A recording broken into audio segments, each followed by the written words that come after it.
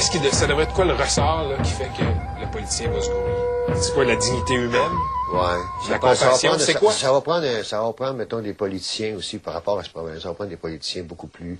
comment est-ce que je peux dire ça, non? De notre trempe. Tu sais.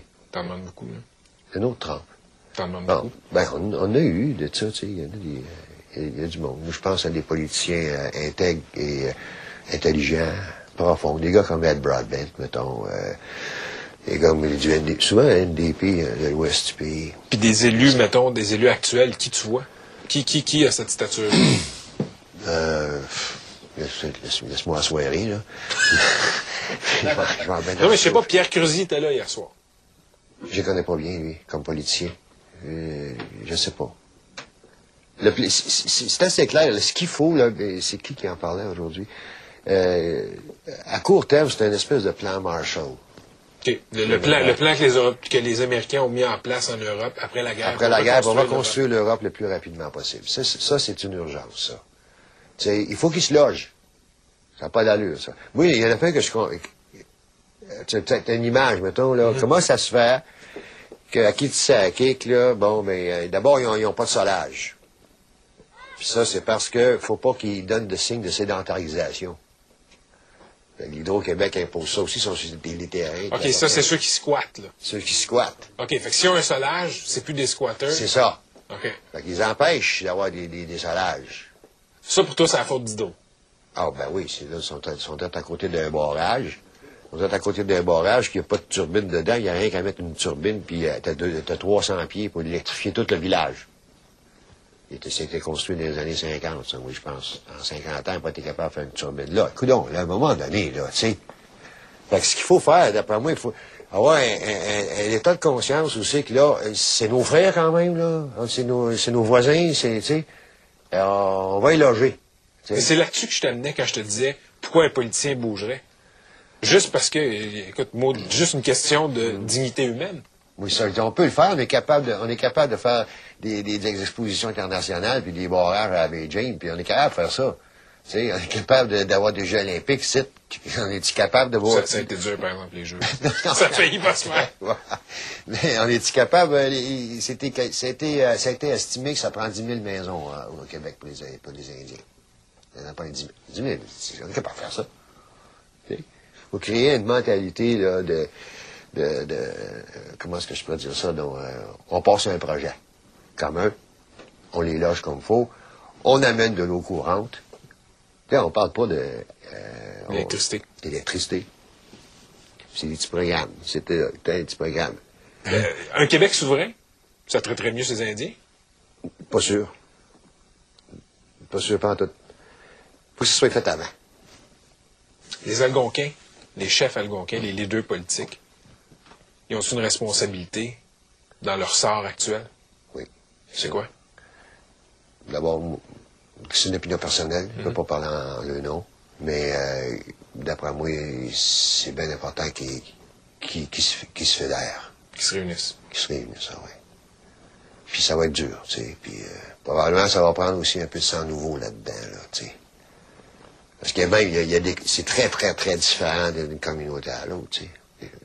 C'est quoi la solution?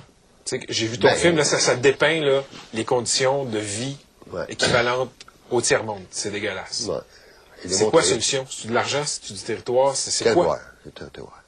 Mais je caricature, là, Richard, je me mets dans la tête de la moyenne des ours qui regardent. Là. Ils vont dire, oui, mais quoi, là? On va exproprier les Blancs puis le monde qui habite là depuis toujours. Ben, c'est pas nécessaire. Comment on fait ça? C'est quoi la mécanique? Ben, il y a de la forêt publique. Tu sais, c'est 90% de notre forêt publique appartient à tout le monde. Donc, il y a du jeu là-dedans, là. Tu sais, encore, c'est un peu inventorié, tout ça, ce qui reste de beau territoire. Je sais pas, c'est Doody Kravitz. Dans Doody Kravitz, il dit « Man without a land is nobody ouais. ». C'est vrai aussi pour les Indiens. T'sais. À Maniwaki, ils ont 150 km², puis tu vas là aujourd'hui, les enfants, ils ont des souliers, puis ils vont à l'école qui se tient debout, puis il y a pas de facteurs qui fait. Ils ne sont pas été dans les pensionnats, ils ne se sont pas fait lessiver psychiquement dans les pensionnats. Une population normale, elle-même, je dirais qu'elle est enviable par rapport peut-être à la communauté, à Maniwaki même. T'sais, on voit que ça respire. T'sais. Va plus loin dans la mécanique, là. Le deal, ce serait pas de rendre les... T'sais, disons que tu as un bungalow à Maniwaki, là, ou ailleurs, sur un territoire qui est revendiqué par des Algonquins. Le deal, c'est pas que ces gens-là vont s'en aller, ces Blancs-là. Non, non. C'est quoi? Ben, c'est un... D'abord, dans la plupart, où est-ce qu'il y a des problèmes de territoire? En fait, il n'y a pas de problème de territoire. À qui c'est en plein bois? Il n'y a pas de blanc alentour, là. Lac-Simon, il y a de la place en arrière, là. À Témiscamingue, tu s'en vas vers l'arrière, il n'y a personne là, il n'y a pas grand-chose là. Il y a moyen de s'accomplir, ou peu de personnes, tu sais. À Winaway, là, tu t'en vas là, pour 200 km dans le bois, là. Et là, tous ces territoires-là ont été saisis par les forestières ou par les minières. Donc, c'est des compagnies qu'il faudrait exproprier. Je le dis toujours, ça. Je le dis toujours. Nous autres, on pense tout le temps qu'au début, il y avait des Indiens. Après ça, il y a eu les Blancs. Mais il y a toujours eu, entre les deux, des compagnies. Il y a 200 ans, puis même. Il y a 100 ans, mettons. Il y a eu les compagnies qui sont arrivées avant les Blancs. Nous autres, les Blancs ont été les esclaves de ces compagnies-là. Ils ont travaillé dans le bois pour rien, puis aller dans le trou de la mine, puis... c'était pas mieux, là. C'était comme des esclaves blancs, ça, là. Je parle de mon grand-père, là, cette génération-là de mon père, là, tu sais. Ceux qui travaillaient dans les mines. Ouais. Mais le plus gros problème, c'est le territoire, les ressources sont lockées par ces compagnies-là, encore aujourd'hui. OK. Donc, Les réserves forestières sont transférées d'une corporation à une autre corporation, mais rien, jamais rien. Mais il me semble que d'abord, c'est bien plus facile à régler que si tu as plein de monde qui vit dans des bungalows sur ce territoire-là. Ben oui, c'est pourquoi ça se règle pas? C'est une espèce d'attitude de déni, moi, je pense. S'il y a toujours, que ce soit n'importe quel genre de parti politique au Québec, quand c'est une communauté indienne, quand c'est des Indiens qui sont en cause... C'est du sous-monde. C'est non. C'est non. Pas... les montagnais, ça fait 2-3 ans là, qu'ils sont en négociation là, pour le territoire, là. Puis c'est les chasseurs blancs qui bloquent tout ça, là, tu sais. Mais j'ai entendu parler même à Natashquan qu'il avait peur de se faire enclaver. Tu sais, enclaver, écoute bien, là. Comme si c'était une sorte d'apartheid. Ouais. Tu sais. Mais cette mentalité-là, il faut qu'elle change, tu sais. Quand tu parles de leur donner du territoire... Pas leur donner. C'est pas leur donner. Non, on paraît qu'ils étaient divisés, tu sais, parce qu'il y a deux philosophies à l'intérieur, puis je peux percevoir, là, sauf erreur, je ne connais pas toutes, là. Il y a une partie des Algonquins qui disent on n'a pas d'affaire à négocier le territoire, on veut le partager. Tu sais, on veut pas se faire mettre en réserve, mais avec des plus grandes réserves. Mettons. Tu sais, on va se retrouver d'un genre de zoo algonquin. Ouais. Il y a une gang qui se demande, qui ne veut pas entendre parler de ça. Ils veulent toujours, puis ils reviennent tout le temps, tu sais. C'est le grand principe, tu sais, on peut pas posséder de terre, on appartient à la terre. Ça, c'est réel, ça. Okay, c'est l'autre gang plus revendicateur. Là, ça va faire, là, tu sais, on va les négocier, les ressources, tu sais. On va en avoir une partie à nous autres, là. Puis, il va y avoir des bouts aussi que vous irez pas, là, tu sais. On veut avoir, nous autres, notre espace qu'il faut.